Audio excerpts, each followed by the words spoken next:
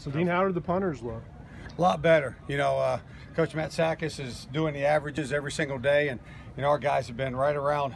Both guys have been right around 42 yards, or so. Matt's had a little bit better hang time, but the averages have been way better than than spring practice. So really pleased with those guys. And then just we got more flexibility now with some of the variety of things that we can do. So do you anticipate using them both, or is the it depends how camp plays out and how the season goes. It's always difficult. I've been always been on the defensive side of the ball, and I couldn't tell you how many times you're preparing for one quarterback and another guy shows up, or they got two quarterbacks. It's a tough animal. It's really the same thing. You got a punter that's really good at rugby or doing some other stuff, and a guy that's pocket, and a guy that's does this a little bit better than that one, and then it's tough to get a game plan together to do that. So that's definitely not out of the question. I think a lot of people maybe projected Matt as a pin 'em deep and short fields kind of situation, but does he have the leg to do all yeah, facets? Absolutely. I mean, at Columbia, it's what Matt's specialty was. He was a guy, you get in that gray zone area there and you want to pin him in there. That was what he was really good at. But he can rugby, and with his Aussie background, it's not just what we think of as rugby. A 25 to 32 yard ball that hits and rolls and keeps that punt returner off balance. He can rugby it and go for distance. He can rugby it and bring it to the other side of the field. So he brings more to it than just the rugby and the short stuff. And he's getting better at the pocket stuff. A little different. He's getting it out there in his own way, but he's hitting some that 42 yard average. There's pocket punts in there as well. How do you feel about your coverage team and the athletic ability to provide coverage? Really good. I feel like we got the right guys on there. We've got a good mix of guys that are in the two deep or even starters on offense or defense, and then the guys that are really skilled, but they're packed up at a position. We're deep at a position, and they're not getting a lot of playing time because we're deep somewhere, and they're finding their home on special teams. So it's a nice mix of ones, twos, and threes, all with ability. And our coaches, you want to talk about being blessed. I'm special teams coordinator. Got Coach Matt Sakis doing a lot of the off the field stuff, with his background.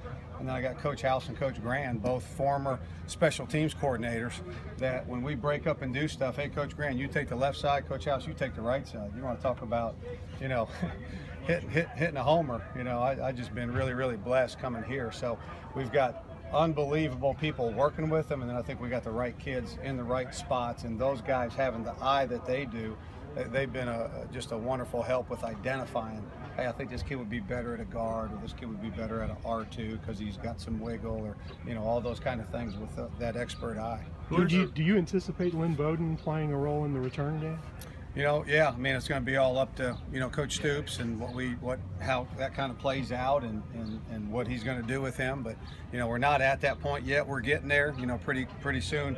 And Coach Stoops and I just talked about it a couple days ago, that it's getting closer to that point where I say, okay, Coach Stoops, here's what I got for the depth chart. Tell me which guys you're going to hold. Tell me which guys are yes, green light. Go ahead and go. And that's a tough balancing act, for a head coach, is deciding, which guys I think just aren't quite ready, and the best thing for him in the program is to put them on the shelf, and which guys I think are game ready and can help us and make an impact for us. So that's a tough gig, but it's not there yet, but it's getting to that point where Coach Stoops will make those decisions. What goes into the decision-making process to narrow your kind of pick of the litter when it comes to returners? When it comes to returners, well, the first thing is catching the ball. I mean, that one's easy. We say they're punt returners, they're punt catchers. We say they're kick returners, they're kick catchers. So that's number one. Who is skilled at catching the ball and then possessing the ball. I've seen plenty of times where you got a dynamic defensive guy and he can't possess the ball. He's turning that thing over there after a good return. So you've got to have guys that can catch the ball, guys that can possess the ball, and then the skill set. You've got to have incredible vision and patience. It sounds wrong because you think that you have a longer time to catch the ball on kickoff return, and you do, but you actually need more patience on punt return catching the ball, because those guys are on you so quickly. If you make a decision right now and you make it wrong, it's a bad day. So you actually need more patience at that punt return position after the catch. You know, then you need the natural running back, you know, type of skills of being able to see a hole and see a crease and hit it and put your foot in the ground and all that kind of stuff. Ian, I Special think teams, how much do you anticipate in the scrimmage this Saturday special teams work? Is that a part of that? Whatever the head man tells me, but if it goes kind of like spring ball did, we got some pretty good reps early on punt. You know, that's the one that usually you lead with, and then you kind of work your way to working the rest of them in there. So you know, punts usually first, field goal block is usually a close second, and then it's just kind of, you know, head coach preference of how you sprinkle those in there, because you do have to get them in, you do have to get some reps at them. You do need to be careful with just, you know, how violent a kickoff and kickoff return team going against each other is, and all that type of stuff. But I would imagine you'll see that first scrimmage, you'll see field goal block against each other, and you'll see the punt team out there. I think at EKU, did you all not have, forgive me for one of your games, a trick play on a punt where your punter kicked the ball to a gunner? Was that you? It was, yeah, I'm not going to say it was me, but it was us. Well, yeah. It was the, it's actually the first time that's ever been done in the history of college football. I had an Aussie punter named Jordan Berry's punting for the Steelers right now.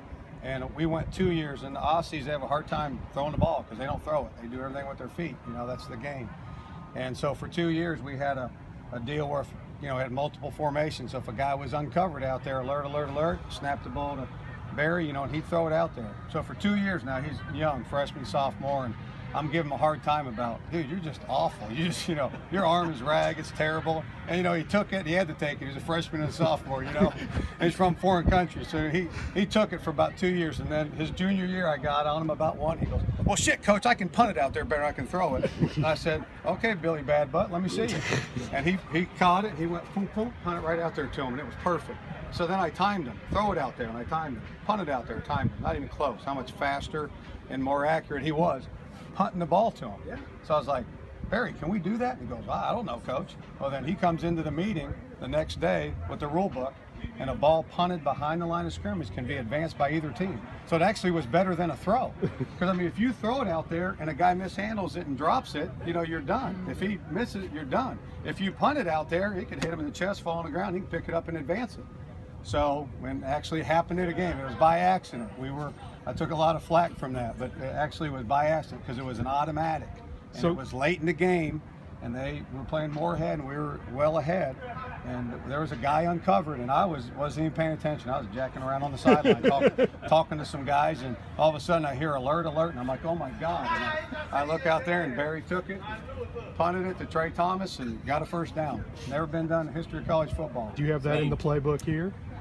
We have not worked on that yet, but don't tell anybody. Let everybody out there know we've been working on it a bunch. Watch the Moorhead game from whatever year that was. Dean, we've heard a lot about Josh Paschal so far.